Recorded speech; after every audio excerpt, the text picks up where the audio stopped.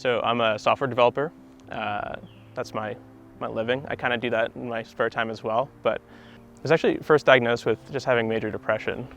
So from like spring of 2014 to spring of 2015, I had major depression, not bipolar disorder. Was on antidepressants for that.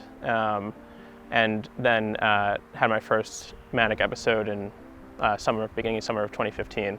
And it was a pretty clear indication that my original diagnosis was wrong and that bipolar was a more appropriate one.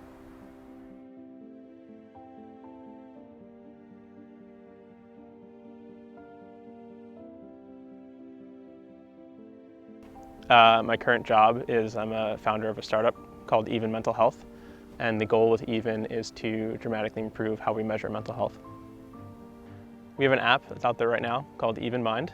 You can download it and on iOS, and what it enables people to do is track their mood and energy throughout the day, 2 key symptoms for bipolar, and build a more objective view of what's going on with the change in these symptoms. And so the goal really is to go from a world where when I go see my doctor, they ask me, how have you been? And I just say, not great, to one where they can be looking at a chart more like a heart EKG or something like that. And so I think that would be a much better world to live in, a much better world to have bipolar in. My symptoms sort of first manifested as like anxiety and depression, right? It's like it was very painful, and I went to a therapist, which then referred me to a psychiatrist, and eventually, things got bad enough that I was sort of I felt like I had to take these medications, but felt like, oh, this is a temporary thing. Like I'll take, these antidepressants for a period of time, and then, this depression will go away, and I'll be back to normal.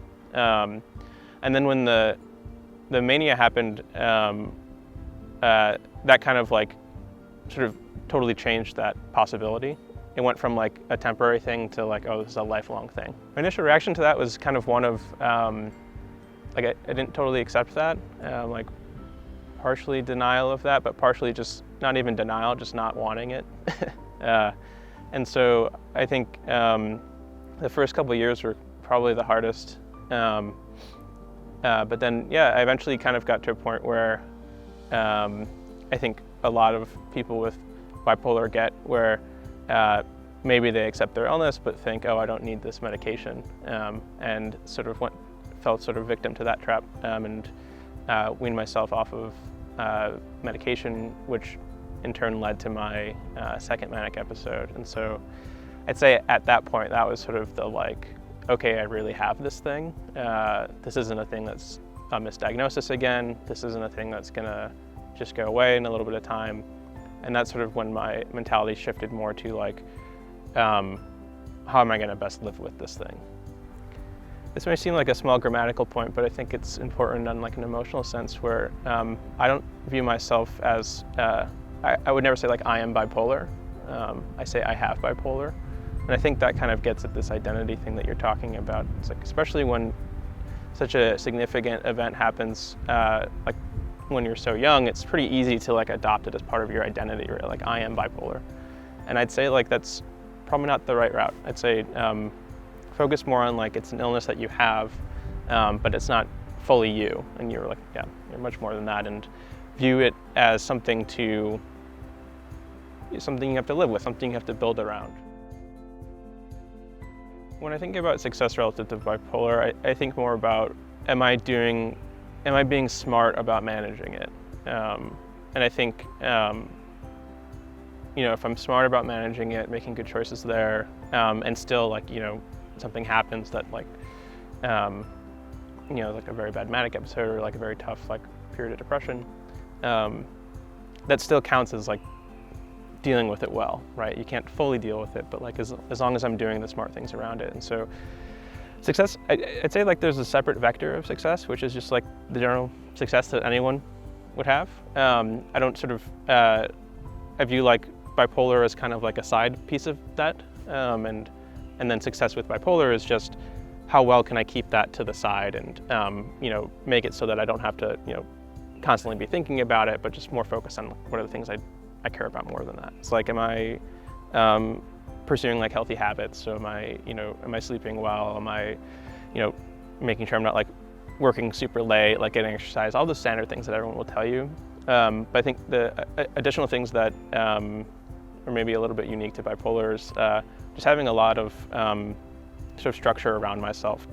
Yeah, one thing that's I think is really important about bipolar is like being able to detect symptoms early, because if you can catch, especially if you can catch mania early, you can mitigate a lot of the like really big downsides that are caused by mania. And so I think that's just a matter of like realizing that you alone aren't going to be able to fully detect all that stuff.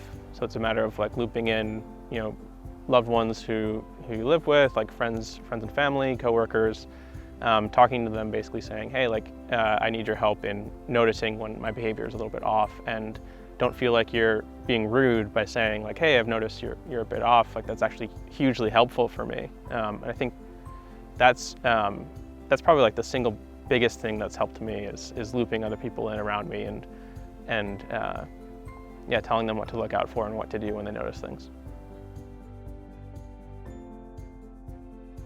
The toughest moments for me have been like the periods of time after the manic episodes, because I think they sort of, you leave the manic episode with all the memories of the things that you did, and so the natural feeling is like, oh, I did all these things, and thus natural feeling is like to be like ashamed of the things that you did, or to feel really bad about the things that you did. And I think those were like the lowest moments, but I think like the key thing is to realize like that's not really you, in like in the big sense. It is in like obviously a sense that it is you from the sense of outside observers, but recognize that like the manic you isn't you making all these choices is I think pretty key to get over those low moments. I'd recommend if you have bipolar that you talk to other people about it, find people you can confide in and share what you're going through. And I'd say if you don't have bipolar, like try really hard to listen, because it's pretty hard to describe, and it's you as a listener, your job is to try to not just bring your assumptions about how you think bipolar operates to the individual. It's to listen to the single person in front of you and really hear what they're saying, not just sort of hear, oh, that's another bipolar symptom or something like that. Until a few years ago, I was pretty private about having bipolar disorder, and so if I had like a unexplained absence, I'd have to say like, oh, I got some strange flu or something, right? And that was sort of the main effect of the stigma, was it caused me to have to lie and be secretive to most people. And in my last job, I didn't tell most people. I told like a few like select people, but I'd say especially for an illness that can sort of like surprise you, it's really, really helpful to have people who are seeing you 8 hours a day, what have you, to be looking out for those things. So there's a bit of a personal progression of eventually coming to the realization that the hiding kind of that I have bipolar was taxing me more than if I were just to be open about it. And so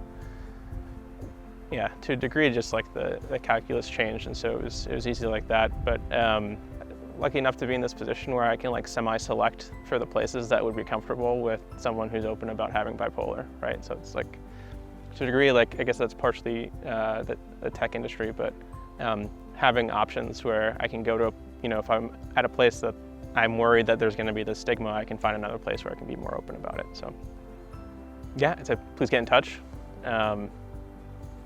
You can email me at cwoods@evenmind.co. Pretty responsive there, and really just excited to talk to anyone.